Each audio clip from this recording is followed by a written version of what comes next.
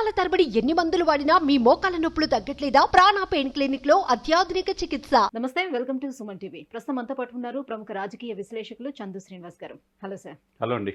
Sir, మొత్తానికి దశాబ్ద కాలం పాటు వేచి చూసినటువంటి జన సైనికుల కోరిక, పవన్ అభిమానుల కోరిక ఈ రోజు ఆల్మోస్ట్ నెరవేరిందని చెప్పొచ్చు. సో విజయవాడ క్యాంప్ ఆఫీస్లో అడుగు పెట్టారు. అసెంబ్లీలో ఎప్పుడెప్పుడు అడుగు పెడతారా అని వేచి చూశారు. రేపు అది కూడా జరగబోతుంది. సో ఒక కానిస్టేబుల్ కొడుకు ఈరోజు ఇంతమంది అధికారుల మధ్య సెల్యూట్ చేయించుకుంటూ అసెంబ్లీలోకి అడుగు పెట్టడం ఎట్లా మనం చూడొచ్చు? డెఫినెట్గా అండి. అది ఎన్నాళ్ళలో వేచిన ఉదయం అన్నట్టుగా కోట్లాది మంది అభిమానులు సంపాదించుకుంది మెగా ఫ్యామిలీ. పవన్ కళ్యాణ్ గారు రాజకీయాల్లో దశాబ్దం పైన, మీరు అన్నట్టు దశాబ్దం పైన ఉన్నాడు. ఏ రాజకీయ నాయకుడు కూడా అన్ని దెబ్బలు తినలా, అన్ని మాటలు పడలా. లగ్జరీస్ జీవితం మనం ఎప్పుడు చెప్పుకున్నట్టు అనేక ఇంటర్వ్యూల్లో సంవత్సరానికి 1000 కోట్ల ఆదాయం, ఒకరోజు సినిమా తీస్తే 2 కోట్లు.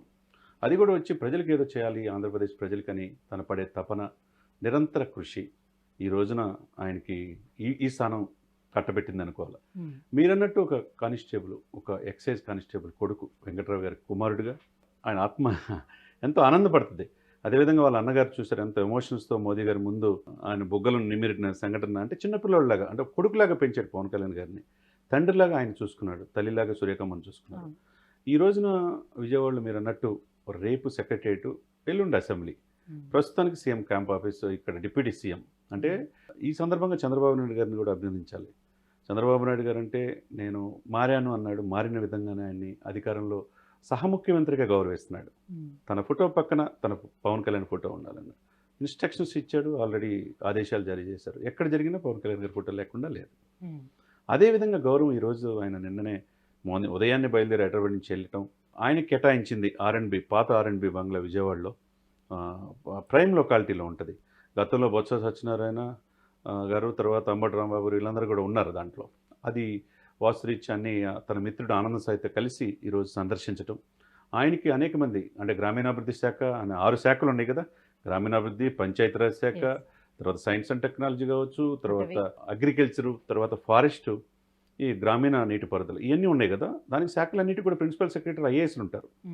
కన్నబాబు గారు నాకు తెలిసి గుంటూరు కమిషనర్గా చేశాడు. ఆయన కూడా పంచాయతీరాజ్ సెక్రటరీగా ఇంతకుముందు చేసి ఉన్నాడు. వాళ్ళందరూ కూడా వెళ్ళి ఆయన్ని ఆహ్వానించడం, పోలీస్ డిపార్ట్మెంట్ గౌరవవందనం ద్వారా ఆయనకి సెల్యూట్ చేయటం. ఆ సెల్యూట్ చేయటం చూస్తే నాకు ఆనందం అనిపించింది. ఇప్పుడు కదా ఫుల్ఫిల్ అయింది. ఒక వ్యక్తి నాయకుడు దశాబ్దం పైన పోరాడతాడంటే as a common man, as a లామెన్గా ఇటువంటి వ్యక్తులు రాజకీయాల్లోకి రాగలరా, వస్తే సక్సెస్ కాగలరా నేను కూడా చాలా కాలం చూసా.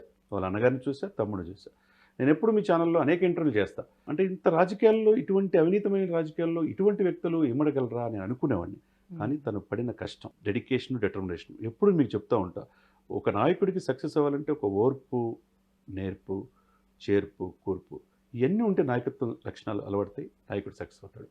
ఎక్కడ తొనకల బెనకల. ఈ రోజున ఆయన ఇన్నాళ్ళు అనేక ప్రైవేట్ సెక్యూరిటీ ఉంటుంది, అనేక సెక్యూరిటీలు ఉన్నా ప్రభుత్వ వందనం స్వీకరించడం అనేది అల్టిమేట్ కదండి. ఆయన వందనం సాల్యూట్ చేయటం, వాళ్ళు స్వాగతం పలకటం, ప్రిన్సిపల్ సెక్రటరీలు, పోలీస్ డిపార్ట్మెంట్ వాళ్ళు పుష్పగుచ్చి స్వాగతం పలకటం. దాంట్లో పై ఫ్లోర్లో క్యాంప్ ఆఫీస్గా ఉపయోగించుకుంటా అన్నారు. కింద ఫ్లోరు ఆయనకి ఫ్యామిలీ ఉండటానికి పై ఫ్లోరు, కింద క్యాంప్ ఆఫీస్గా వచ్చిన వాళ్ళని గెస్ట్ని వాళ్ళు విజిట్ చేయడానికి వాళ్ళ యొక్క రిప్రజెంటేషన్ తీసుకోవడానికి పెట్టుకున్నాడు. సో మొత్తానికి ఆయనకు వచ్చినటువంటి 6 శాఖలకి రేపటి నుంచి ఛార్జ్ తీసుకోబోతున్నారు. సో ఇప్పటి వరకు మనం స్క్రీన్లో ఉన్నటువంటి హీరోగా భారీ డైలాగులతోటి ఆ హీరోని ఆదరించడం జరిగింది, అభిమానించడం జరిగింది. సో ఇక్కడ నుంచి ఒక పొలిటికల్ హీరోని చూడబోతున్నాం. ఎలా ఉంటుంది పరిపాలన? డెఫినెట్గా వీరన్నట్టు ఒక పవర్ స్టార్ సినిమాల్లో తీసింది 40 సినిమాలు కూడా పూర్తి కాల. కొంతమంది 400-500 మంది సినిమాలు తీసుకుంటారు. అంటే 4 దశాబ్దాలకు పైన అనుభవం. వాళ్ళ అన్నగారికి 4 దశాబ్దాలు నెంబర్ 1గా ఉన్నాడు. వాళ్ళ అన్నగారిని చూసి నేర్చుకున్నాడు సినిమాలు. ఎలా సినిమాలు సంతృప్తిని ఇవ్వాల, ప్రజలకు ఏదో చేయాలని వచ్చాడు. ఈరోజు మీరు పవర్ స్టార్ నుంచి పొలిటికల్ స్టార్గా అవతరించాడు. Not only Andhra Telangana political స్టారే కాదు, దేశ స్థాయిలోనే నేషనల్ పొలిటికల్ స్టార్గా మోదీ గారు మనల్ని పొందారంటే, ఈరోజు ఎన్డీఏలో ఆటల్లో కూడా కీలక పాత్ర పోషించారంటే అతని దూరదృష్టి మనం అర్థం చేసుకోవాలి, అతని జాతీయ భావజాలం మనం అర్థం చేసుకోవాలి, అతను ఈ దేశం మీద ఉన్న ప్రేమ మనం అర్థం చేసుకోవాలి. మీరన్నట్టు సినిమాల్లో పవర్ స్టార్, తర్వాత పొలిటికల్ స్టార్గా అవతరించారు. ఈ రోజున పొలిటికల్ గేమ్ అనే క్రీడలో ఈ రోజున ఎంటర్ అయ్యాడు. రాజకీయ క్రీడలో రాజకీయ ఏ విధంగా చేయాలో కూడా అతను చూపించడానికి రెడీ అయ్యాడు అనేది మనం అనుకోవాలి. అంటే రూపాంతరం చెందిన తీరు ఏదైతే ఉందో మీరన్నట్టు డెఫినెట్గా 100% ఆయన సక్సెస్ ఎందుకంటే ఏమి లేనప్పుడు, అధికారం అంటే లేనప్పుడే ఒక పక్క నుంచి ముఖ్యమంత్రి సపోర్టింగ్, ఇంకో పక్క నుంచి ప్రధానమంత్రి సపోర్టింగ్ కూడా రెండు కూడా ఉండడం అనేది చాలా అరుదు. అలాంటి రెండు సపోర్టింగ్స్ కూడా ఉన్నాయి కాబట్టి తనకు అప్పచెప్పినటువంటి ఈ 6 శాఖల్ని డెవలప్ చేసే అభివృద్ధి పదంలో తీసుకెళ్లే అవకాశం ఎంత? డెఫినెట్గా మీరు మంచి మాట చెప్పారు. ఎందుకంటే దేశ ప్రధాని, ప్రపంచ దేశాధ్యక్షులు మనల్ని పొందే ఆ వ్యక్తి మనల్ని పొందాడంటే, నాతో నా పక్కన ఉన్నాడు తుఫాన్ పవన్ అంటున్నాడంటే, ఈరోజు చంద్రబాబు నాయుడు గారు కూడా సరిసమానంగా నా పవన్ అనే ఇదిలో ఉన్నాడంటే ఎంత ప్రాధాన్యత ఇచ్చారు. అటువంటి ప్రముఖ శాఖలు, ఆ 6 శాఖలు కూడా చాలా కీలకమైనవి. గ్రామీణాభివృద్ధిలో నేను మరలా చెప్తుంది ఏంటంటే, గ్రామాలు దేశానికి పట్టుకొమ్మలు. గ్రామాలు సర్వతోముఖ అభివృద్ధి ఉంటేనే ఆ దేశం బాగుపడుతుంది. అందుకని ఆయన ఏరుకోరి ఆ శాఖలు తీసుకున్నాడు. ఆ శాఖలకి 100% ఈ న్యాయం చేయగలడు.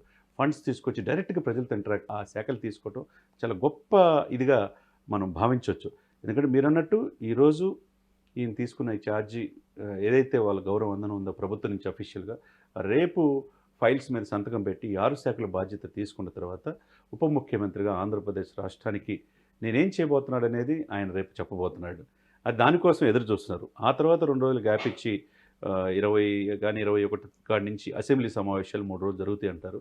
దాంట్లో ఎలా ఉంటుంది, ఆ రోజు ప్రమాణ స్వీకారం ఎమ్మెల్యేగా చేసిన తర్వాత స్పీకర్ ముందున అందరు కోట్లాది మంది చూసేటప్పుడు ఆయన ఏం మాట్లాడతాడు, చంద్రబాబు నాయుడు గారితో పాటు ఆయన ఎలా ఉంటాడు, ఆయన పనితీరేంటి, నిజ జీవితంలో సినిమాల్లో మొన్నటిదాకా చూశారు. తర్వాత ఆవేశపూర్వమైన ప్రసంగాల నుంచి ఆలోచనతో కూడిన ప్రసంగాలు చూశారు. ప్రజల్ని కోట్లాది మందిని ఇచ్చేసుకుని 164 సీట్లు తీసుకురావడంలో, అధికార పక్షాన్ని 11 సీట్లని కన్ఫర్మ్ చేయడంలో ప్రముఖ పాత్ర వహించాడు.